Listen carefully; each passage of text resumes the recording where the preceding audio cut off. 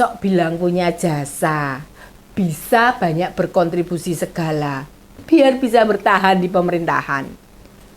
Apa karena pengalaman 8 tahun kemarin nggak masuk pemerintahan rasanya pahit ya Mas AHY? Ini dia, info terkini Widya. Sebuah masa yang kritis dalam konteks kita ingin meyakinkan bahwa pemerintahan Presiden Joko Widodo ini bisa mencapai target-target yang ingin dituntaskan.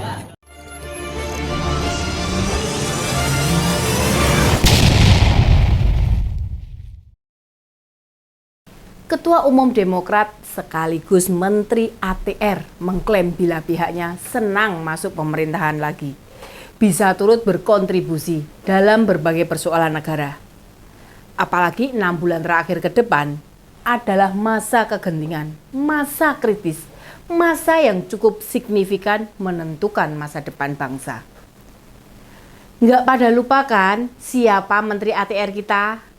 Ingat toh, Ketua Umum Demokrat siapa? Bener banget, Mas AHY. Lah emang dia mengklaim gitu punya peran penting di masa transisi ini. Padahal bila kita benar-benar paham, apa sih kontribusinya? Lah wong yang pada terpilih aja jarang ketemu, gimana membahas masa transisi? Memangnya setelah Pilpres, berapa kali TKN bertemu? Lalu membahas hal-hal krusial? Lah wong TKN gak ngadain apa-apa loh. Masa iya ada persiapan transisi sih? Ingat loh, usai Pilpres antara Pak Prabowo dan Mas Gibran baru ketemu 4 kali. Dan itu pun momentumnya khusus.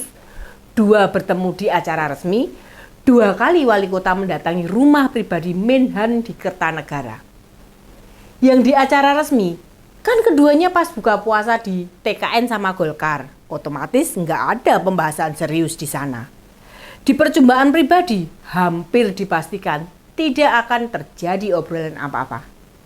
Kenapa? Ya, soalnya Mas Gibran maju itu bukan atas tawar-menawar kedudukan yang sama.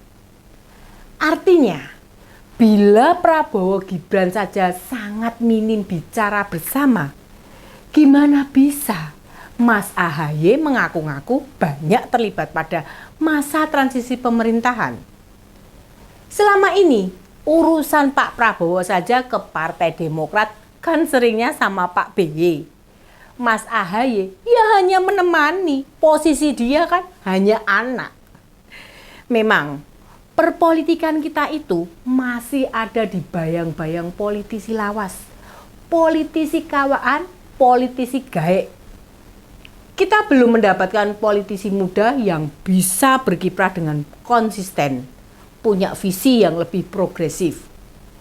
Coba deh, yang nongol di jagat politisi kita, kan ya mereka-mereka lagi, itu lagi, itu lagi.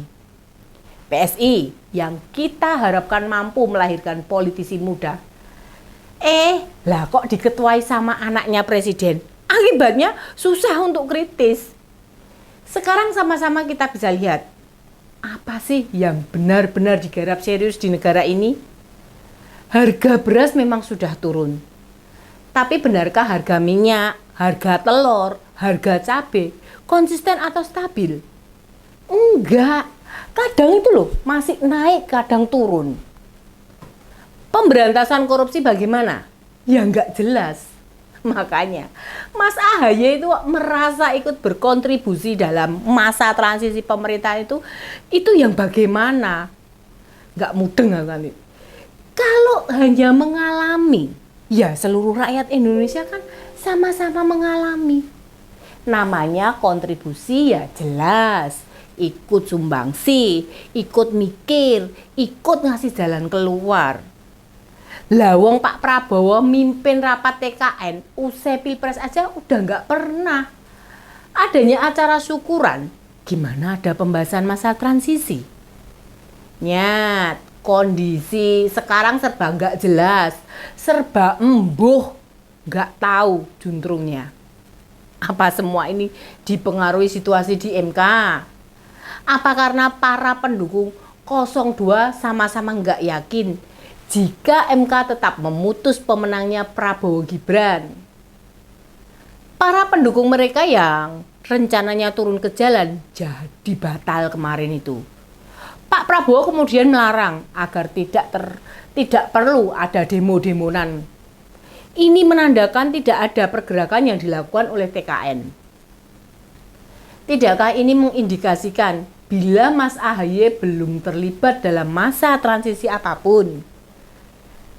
Ya memang sih, omongan politik ya begitu, licin, lunyu, supaya dianggap berjasa, supaya tetap dilibatkan. Jadi oposisi 9 tahun terakhir itu tidak mudah. Mengkritik itu bila tidak ada kemampuan, jatuhnya hanya berpikir negatif. Nggak ada positive thinkingnya. Mas AHY tidak terlihat punya kemampuan, jam terbangnya, kapasitasnya belum memadai. Apalagi membandingkan antara Pak Jokowi sama Pak BY. Trik berbeda dilakukan oleh Ketua Umum Gerindra. Daripada menjatuhkan Pak BY, Pak Prabowo pilih merangkul, mengajak bicara. Bisa jadi malah memberi tempat tersendiri. Bahkan, jumlah pertemuan Pak BY dengan Pak Prabowo usai Pilpres lebih banyak dibandingkan dengan pertemuan Pak Prabowo sama Pak Jokowi. Ini tentu yang dihitung pertemuan tertutup di antara 3 elit politik loh ya. Jangan ketemu rombongan dulu. Pak Jokowi itu bertemu Pak Prabowo yang khususkan ya setelah Lebaran kemarin. Sebelumnya ya ketemu pas rapat kabinet. Artinya kontribusi yang diklaim Mas AHY pada masa transisi itu bisa kita uji kebenarannya. Misalnya, adakah hal-hal khusus? Apa sih sumbangsih Mas AHY di waktu transisi itu? Misalnya, ada gagasan ke depan untuk soal pertanahan. Ya maklum saja, sekarang dia kan juga kepala BPN. Atau apa ya usulan Mas AHY terkait dengan sistem keamanan negara. Wong dulunya dia juga seorang tentara toh. Atau bisa pula dia mengusulkan atau punya ide bagaimana menyusun kabinet mendatang. Kan kita tidak mendengar suara-suara itu. Mas AHY di berbagai kesempatan nggak pernah menjabarkan isu-isu spesifik. Mau bagaimanapun, kemampuan kakaknya Mas Ibas itu belum terlihat menonjol atau spesifiknya.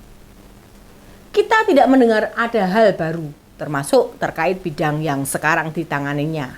Katanya program 100 hari mau memberantas mafia tanah. Apa hasilnya? Kita tidak melihat apapun. Entah ada mafia yang berhasil ditangkap, pembenahan sistem di BPN, atau cara mengurus sertifikat dengan cepat. Kan ya nggak ada. Memang menghasilkan sesuatu di pemerintahan bukan perkara mudah. Bisa kayak sulapan. Tinggal simsalabim, lalu banyak yang berubah. Tapi mbok ya tidak perlu berdalih, sok bilang punya jasa, bisa banyak berkontribusi segala, biar bisa bertahan di pemerintahan. Apa karena pengalaman 8 tahun kemarin nggak masuk pemerintahan rasanya pahit ya Mas AHY? Makanya meski transisi masih panjang, wes toh sok-sokan ngaku berjasa, berkontribusi, ikut punya andil. Demikian info terkini dia, sampai ketemu lagi di ini dia info terkini Widya berikutnya. Salam cerdas. Ini dia info terkini Widya